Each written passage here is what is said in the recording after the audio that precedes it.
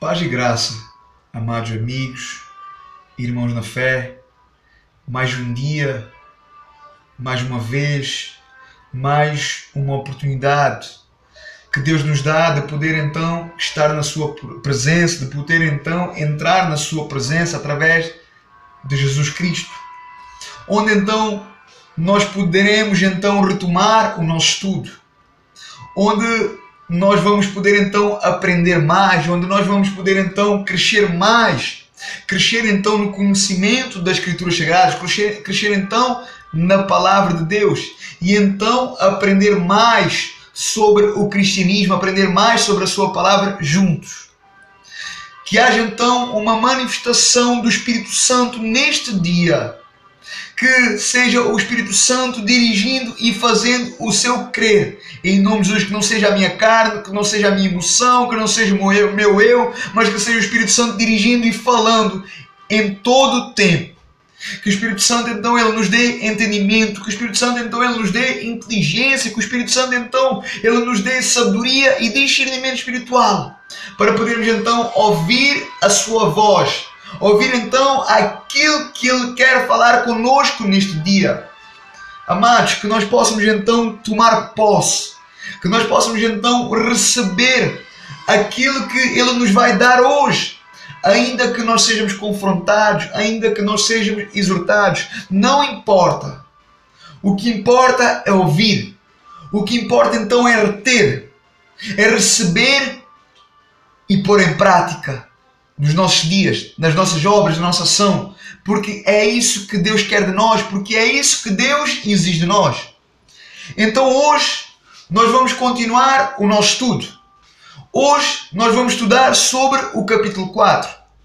O capítulo 4 ele vai falar então sobre o impacto que teve aquela segunda mensagem de Pedro, aquela segunda pregação do apóstolo Pedro, onde Pedro pela segunda vez ele abre a boca para aquela multidão que rodeava ele, João e aquele homem que era coxo, que em toda a sua vida foi coxo, mas que agora foi curado, que agora estava curado, sarado. Um milagre aconteceu ali. Isto está no capítulo 3 que nós estudamos ontem. Como nós vimos e estudamos ontem, como nós analisamos ontem, um coxo então foi curado. Um homem que era bastante conhecido por todos, por causa então da sua vida, porque ele vivia então de esmolas, porque ele todos os dias estava à porta do templo chamado Formosa, até que um dia ele foi curado através de Pedro, através do apóstolo Pedro, aquele que apresentou então Jesus a ele, e que depois disso então ele foi curado. E então depois eles entraram então para dentro do templo, e então esse homem que era coxo, ele foi visto então a andar, a saltar dentro do templo. Ele foi visto então com Pedro e com João a glorificar a Deus. A multidão viu aquilo, ficaram impactados. E então aquela notícia se espalhou. A multidão então foi até eles.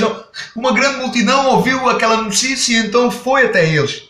E então Pedro, diante daquela multidão, Pedro começa então a testemunhar para aquele povo, Pedro começa então a testemunhar para aquela multidão. E então, nós vamos ver então, no capítulo 4, o capítulo 4 nos vai mostrar então o impacto.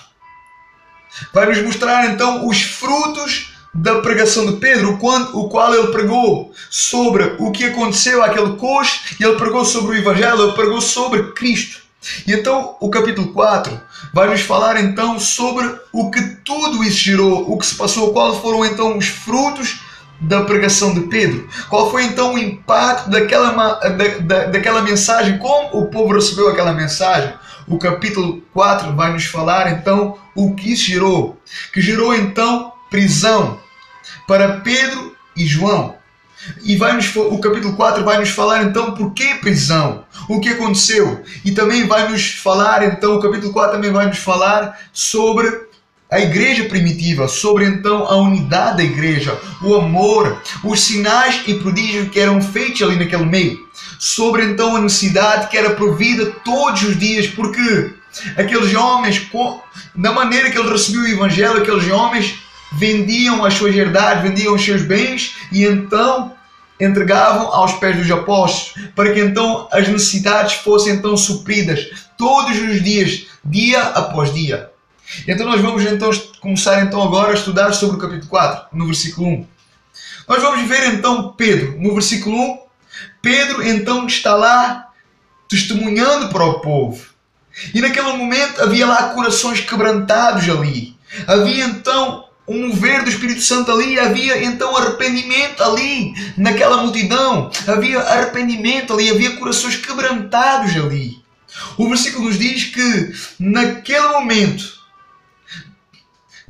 apareceu então os sacerdotes, os mestres da lei, aqueles que tinham estudos, aqueles que tinham então a lei de Moisés, a lei de Torá, os religiosos e o capitão do templo. E o versículo 2, vemos que aqueles homens, ouvindo a mensagem de Pedro, eles se perturbaram, eles perturbaram-se muito, porque Pedro estava falando acerca de Jesus, o qual tinha morrido pela vontade dos próprios religiosos, o qual Pedro estava pregando sobre ele com bastante ousadia acerca desse Jesus, o qual eles rejeitaram, o qual eles crucificaram, o qual eles mataram, o qual eles açoitaram. Pois Pedro então estava pregando sobre um Jesus ressuscitado, um Jesus que morreu e ressuscitou, um Jesus vivo. E então aqueles homens não gostaram do que ouviram, então prenderam Pedro, João e o homem que havia sido curado. Eles simplesmente prenderam eles, porque eles rejeitavam Jesus. Por isso então o mataram. E então, agora de novo, apareceram então ali dois homens, Pedro e João, falando, testificando de Jesus, acerca de Jesus, que esse Jesus, o qual tinha morrido, o qual tinha sido crucificado, eles estavam pregando que ele estava vivo, que ele tinha ressuscitado, que ele era o Messias, que ele era então o Filho de Deus. Então, vendo que Pedro estava então pregando o arrependimento para o povo, então os prenderam, porque eles não queriam mais ouvir falar de Jesus, por isso o mataram. E então agora dois homens estavam ali falando sobre Jesus, e eles não queriam mais ouvir falar de Jesus, por isso o prenderam. Por isso os prenderam. Aprendemos aqui, amados, que é impossível servir a Jesus e não ser perseguido. É impossível servir a Jesus e não ser rejeitado. É impossível servir a Jesus e não ser condenado. Pois o próprio Jesus já tinha alertado sobre isso, que os que crescem nele, que os que seguissem ele, iriam então padecer aflições, iriam padecer então afrontas, iriam então padecer prisões, perseguições. A palavra de Jesus então estava se cumprindo ali. Só que eles os prenderam, mas não podiam apagar o que aconteceu ali, o mover que aconteceu ali no templo. Eles não podiam apagar o milagre do coxo. Eles não podiam apagar as palavras de Pedro, a mensagem de Pedro. E no versículo fala acerca disso mesmo. Amados, a palavra de Deus ela é viva e eficaz. Ela traz vida, ela chama à existência aquilo que não existe. A Bíblia fala que a fé vem pelo ouvir e o ouvir vem pela palavra de Deus. Aqueles homens ouviram e então nasceu fé ali. Aqueles homens ouviram e então nasceu arrependimento ali. E então o versículo nos fala que eles foram presos e postos na prisão. Mas que muitos daquela multidão que ouviram a mensagem de Pedro aceitaram a mensagem. E o impacto, os frutos da mensagem, gerou aproximadamente 5.000 vidas que se converteram a Jesus, que se converteram ao cristianismo. Isto é tremendo. O que significa que o apóstolo Pedro, as primeiras 2 vezes que ele abre a boca, depois de receber o Espírito Santo em Jerusalém, a promessa do Pai, as duas vezes que ele abre a boca, as primeiras duas vezes que ele abre a boca, as suas duas primeiras mensagens geraram 8.000 almas. 8.000 pessoas então à fé, ao Evangelho, ao arrependimento, à salvação. Glória a Deus, incrível! Olha aqui a glória de Deus. Pedro abre a boca duas vezes, pregando duas mensagens, e 8.000 homens se convertem a Jesus. Glória a Deus. No versículo 5, houve uma reunião em Jerusalém para decidir então o que iriam fazer com os presos, com Pedro, João e com o coxo, que agora tinha sido curado. Anás, o sumo sacerdote, Caifás, João, Alexandre e todos os que eram então da linhagem do sumo sacerdote, segundo então o versículo 6 nos diz. E então nessa reunião, eles então mandaram vir Pedro e João e puseram eles no meio. E então os perguntaram: com que poder ou em nome de quem fizeram isso? Curaram esse homem? Como fizeram isso? Eu agora, amados irmãos, eu fico imaginando Pedro e João, naquele momento, se lembrando o que Jesus os tinha dito. O próprio Jesus os alertou que eles iriam ser entregues aos sinédrios, que eles iriam ser levados à presença dos governadores, à presença dos reis, para que então eles servissem então de testemunho. Mas Jesus tinha prometido a eles que quando eles fossem então entregues, que eles não tinham que se preocupar com o que haviam de falar, porque aquele Espírito Santo que desceu sobre eles em Jerusalém, a promessa do Pai, o próprio Espírito Santo naquela hora iria revelar o que eles teriam que dizer, iriam revelar aquilo que eles iriam ter que falar. Está lá no Evangelho de Mateus capítulo 10, eu não estou aqui mentindo, podem ver. É então uma profecia, era uma profecia de Jesus, que então estava se cumprindo ali. E então Pedro e João se lembraram disso. Eles sabiam então que o Espírito Santo iria lhes ajudar naquele momento, iria os capacitar ali naquele momento, porque era a promessa de Jesus. E as promessas elas se cumprem, porque Deus não é homem para que minta, nem filho do homem para que se arrependa. Era uma promessa e queria se cumprir ali naquele momento. E então Pedro, no versículo 8, cheio do Espírito Santo, lhes disse: autoridades do povo e vós, anciões de Israel, nós somos hoje interrogados por vocês acerca da cura de um homem que estava então enfermo e do modo então como ele foi curado. E então no versículo 9 até o 12, Pedro então continua falando, e ele continua falando, declarando, cheio de ousadia e intrepidez, que aquele homem foi curado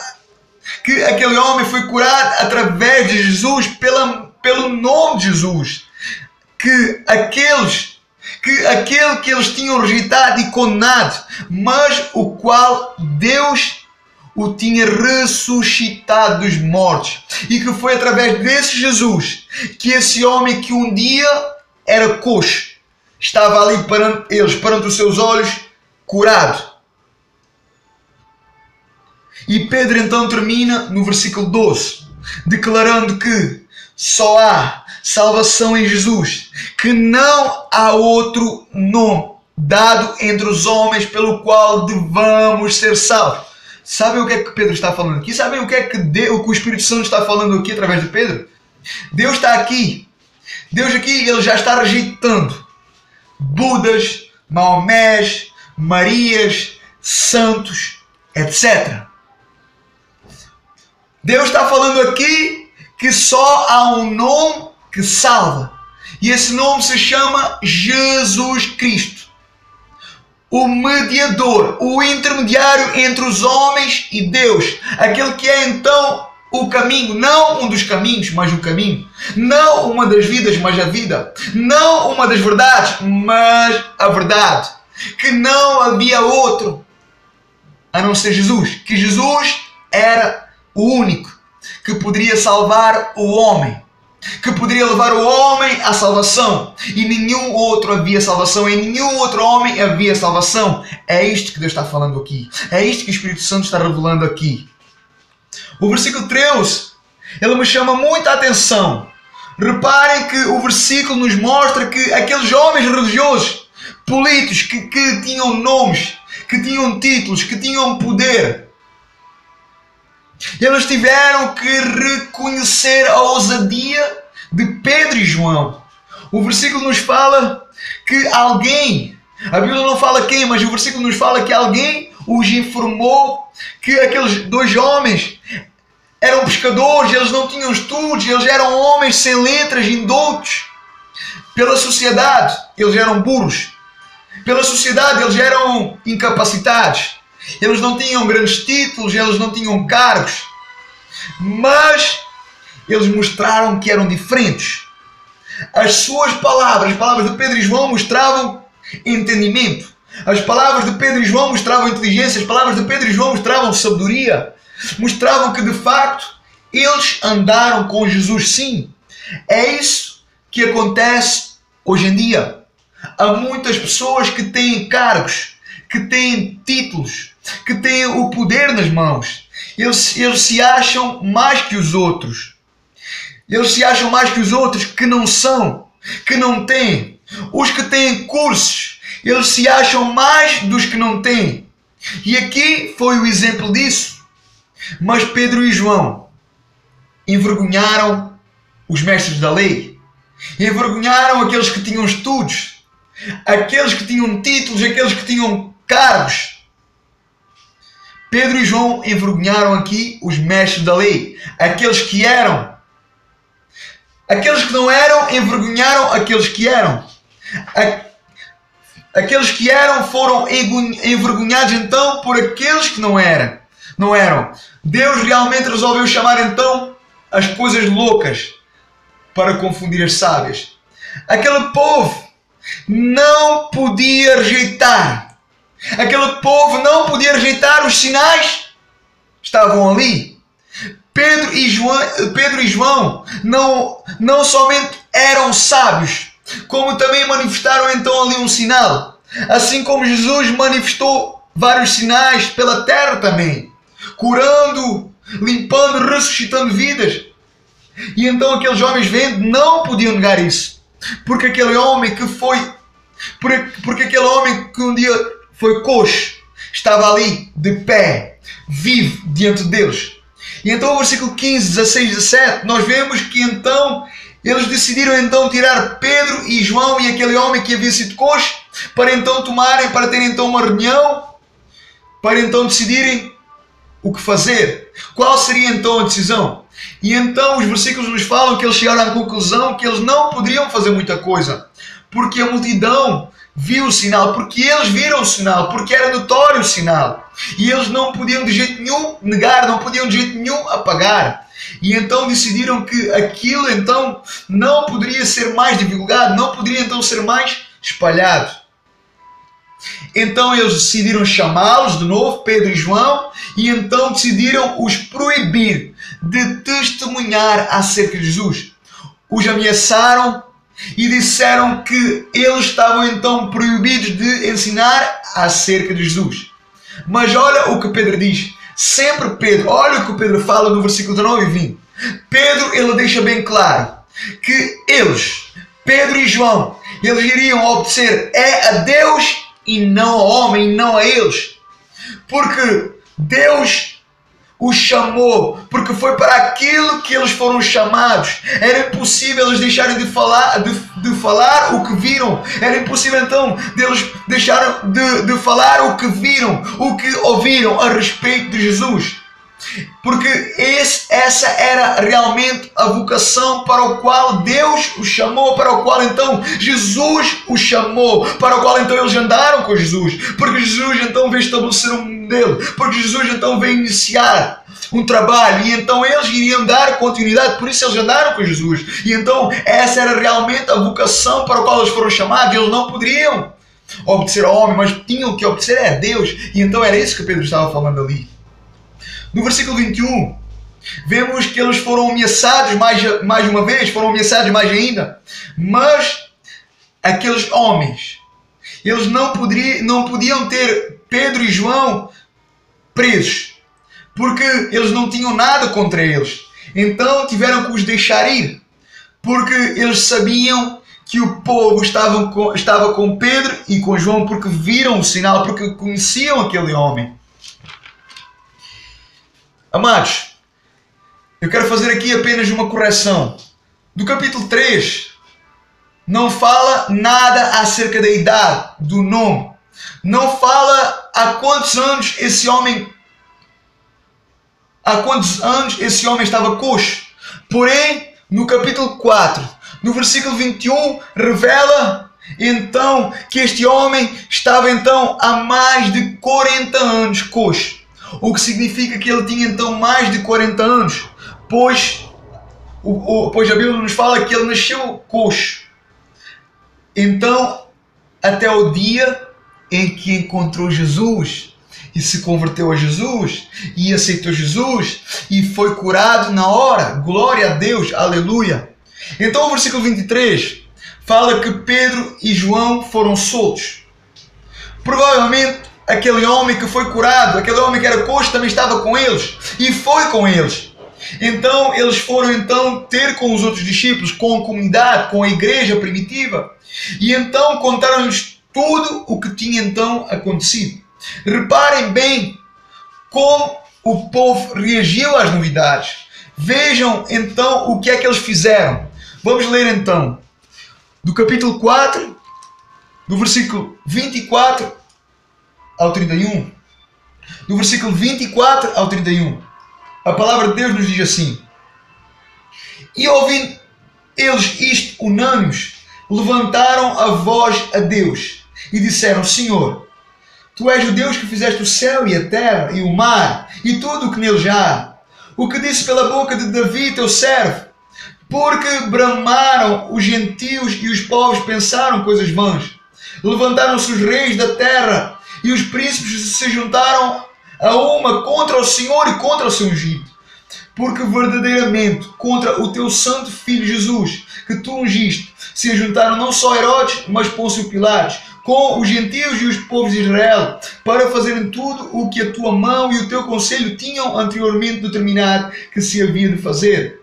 Agora, pois, ó Senhor, olha para as ameaças e concede aos teus servos que falem com toda a ousadia a tua palavra, enquanto estendes a tua mão para curar, para que se façam sinais e prodígios pelo nome de teu santo filho.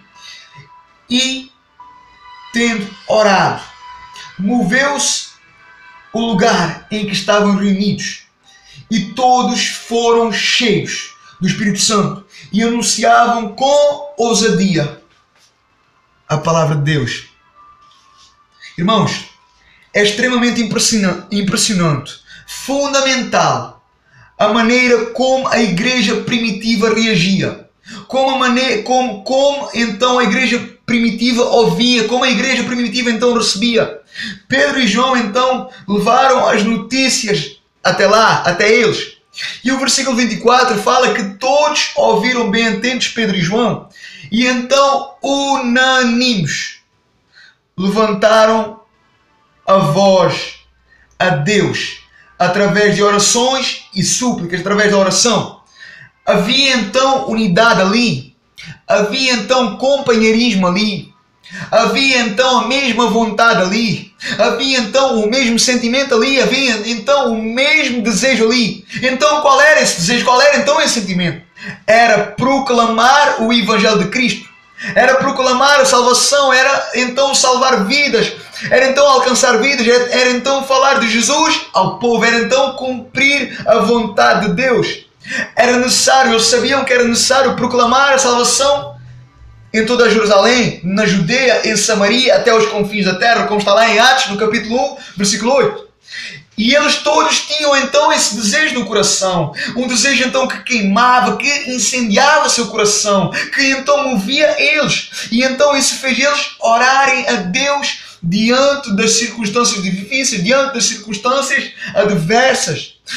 eles estavam então proibidos de falar e de anunciar Jesus. Eles sabiam que teriam que continuar, como o apóstolo Pedro disse para aqueles homens: mais importa obedecer a Deus do que ao homem. E então todos partilhavam e pensavam da mesma maneira. Então eles resolveram clamar a Deus juntos, para que Deus então os capacitasse cada vez mais a falar ao povo, a falar ao mundo, com ousadia e graça, usando então eles para curar e para sarar os enfermos, segundo então o propósito de salvar e alcançar vidas. E no versículo 31, nós vamos ver então, nós vimos que no versículo 24 ao 30, eles oraram a Deus, eles buscaram Deus, eles buscaram então o revestimento de Deus, a ousadia de Deus, a graça de Deus, o poder de Deus, a unção de Deus.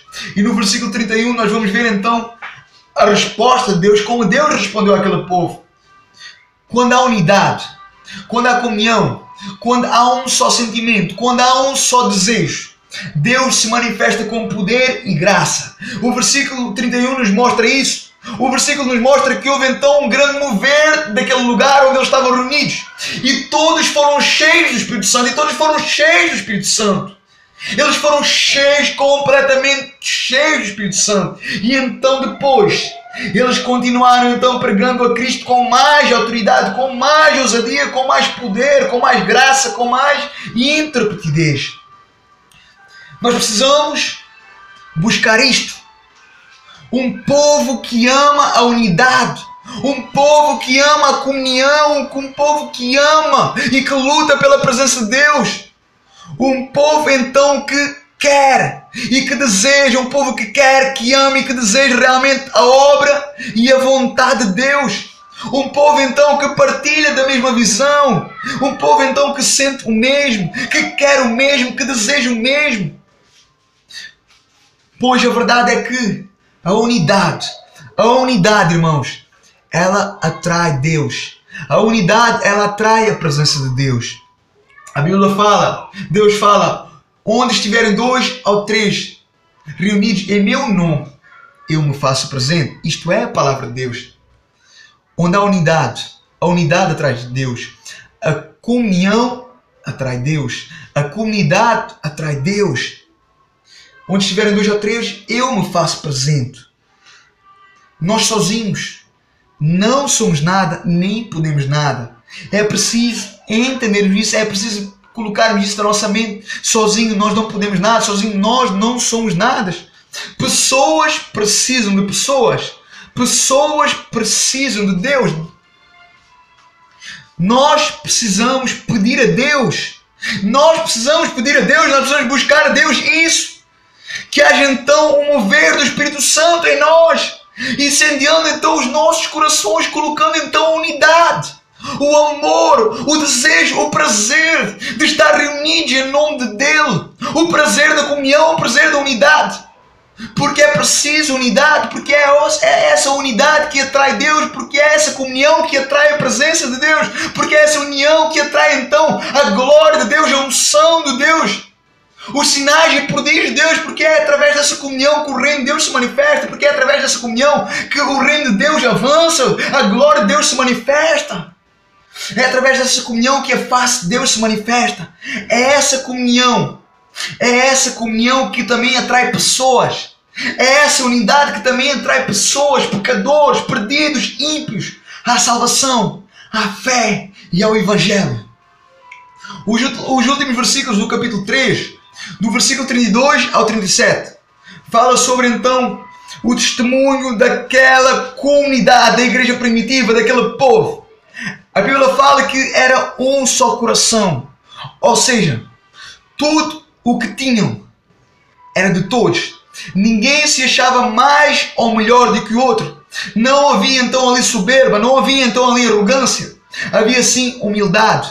Havia sim então amor uns pelos outros. Havia sim então mansidão.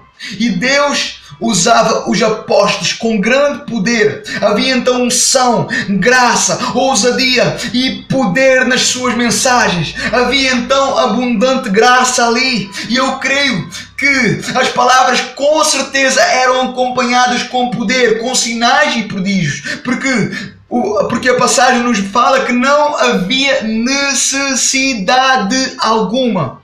Porque então eles vendiam tudo o que tinham e se ajudavam uns aos outros nas necessidades.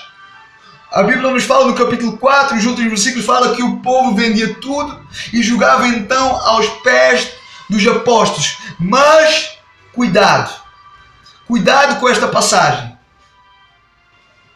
Cuidado com esta passagem. A Bíblia fala que o povo vendia tudo e jogava aos pés dos apóstolos. Mas cuidado, há que entender este versículo 34. Eles não faziam, o povo não fazia para enriquecer os apóstolos. Pelo contrário. Eles faziam então porque sabiam que havia uma necessidade. E então eles davam aos apóstolos, porque os apóstolos então depois iriam repartir com cada um segundo as necessidades.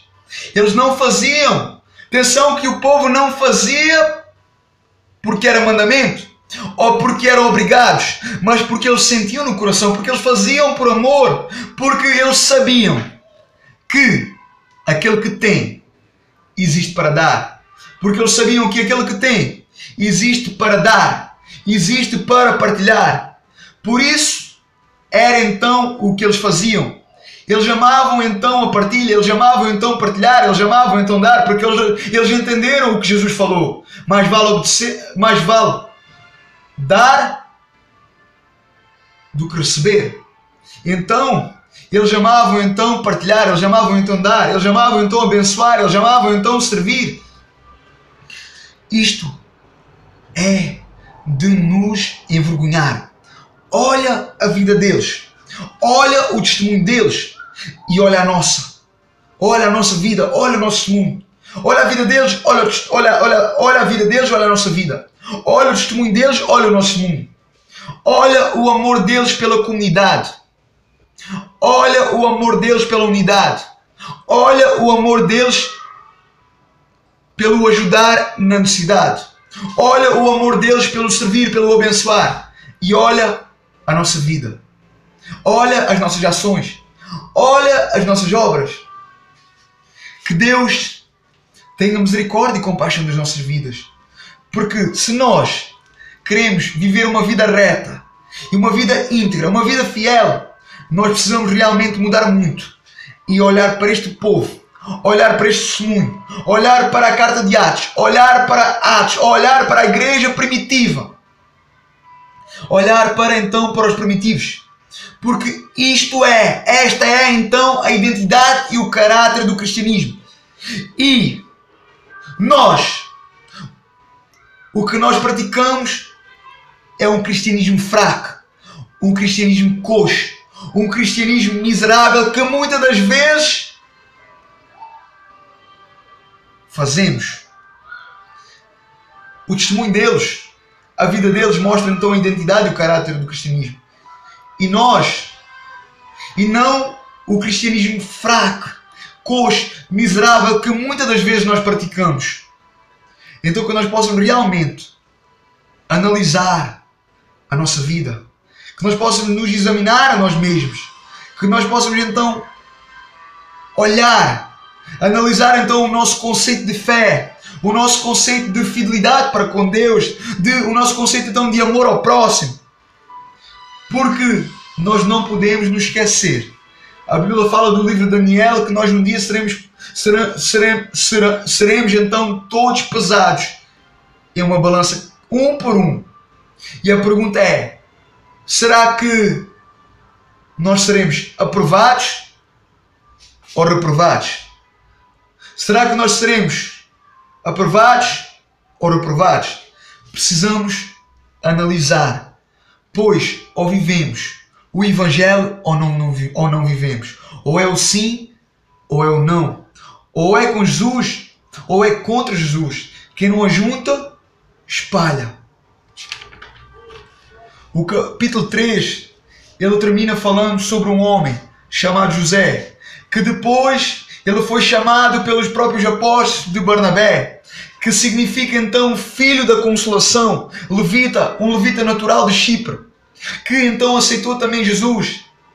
o qual, possuindo então uma herdade, vendeu-a e trouxe todo o dinheiro e o colocou então aos pés dos apóstolos, para então ajudar nas necessidades. Este homem, Barnabé, ele também vai ser um homem muito importante daqui para a frente. Este homem seria então o companheiro do apóstolo Paulo. Barnabé, ele foi o amigo de Paulo. Barnabé, ele foi o companheiro de Paulo. Barnabé, ele foi quase um pai espiritual de Paulo, porque Barnabé, ele foi então o mestre de apostolado, aquele que então introduziu Paulo na experiência apostólica. Mais para a frente nós vamos ver e estudar sobre isso, sobre esses dois homens, Paulo e Barnabé. Então, amados, que nós possamos entender a seriedade do cristianismo, a seriedade do que é servir a Cristo, do que é dizer eu amo a Deus e a sua obra, do que é dizer que eu amo a vontade de Deus, de eu dizer que eu amo a palavra de Deus.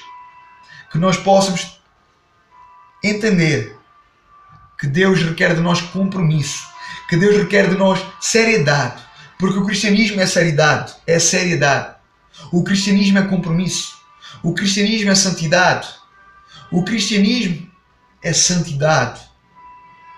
Que o Espírito Santo então ele possa mexer com a nossa estrutura, arrancando então de nós toda a carnalidade, toda a emoção, toda a vaidade, toda a religiosidade, toda a arrogância, e que nós possamos então ser transformados a homens e mulheres espirituais, a homens e mulheres mansos, limpos, pacificadores, pobres de espírito, quebrantados de coração, misericordiosos, que não haja avareza em nosso coração,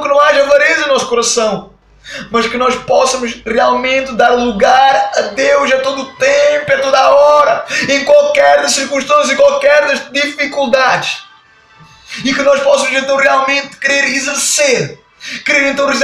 realmente exercer então o querer, a vontade, o ministério, a carreira, a vocação para o qual Deus nos chamou a cada um de nós, em nome de Jesus.